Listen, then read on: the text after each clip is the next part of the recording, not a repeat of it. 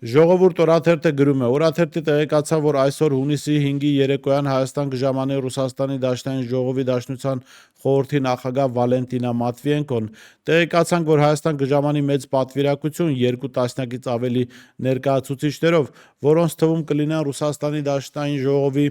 Դաշնության խորհրդի անդամները, փոխնախագահ, անգամ 2 մարզպետ։ Վալենտինա Մատվիենկոյի ղեկավարած պատվիրակությունը հունիսի 5-ին եւ 6-ին կմնա Երևանի Դվին հյուրանոցում։ Պատվիրակությունը կայցելի Ծիծեռնակաբերդի հուշահամալիր, այնուհետև Մայր Հայաստանի հուշահամալիր ու հանդիպումներ է ունենալու ԱԺ նախագահ Ալեն Սիմոնյանի եւ վարչապետ Նիկոլ Փաշինյանի հետ։ Հիշեցնենք, որ Ալեն Սիմոնյանը դեռ 1 տարի առաջ էր հայտարարել, որ ինքը անձամբ է ինքնաթիռի բորտի տակից գրկած դիմավորելու Մատվիենկոին։ Մատվիենկոյի այցը միանշանակ նպատակ ունի, ինչպես նաև մամուլն է գրել, փորձել վերաթարմացնել ռուս-հայկական հարաբերությունները։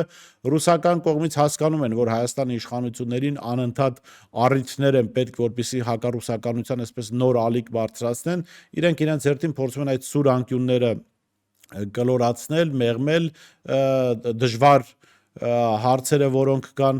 եւ առիթ չտալ Հայաստանի իշխանություններին թիրախավորելու Ռուսաստանին կամ իրենց քաղաքականության հետևանքով եկած դժբախտությունների եւ կորուստների համար մեղադրել ռուսներին։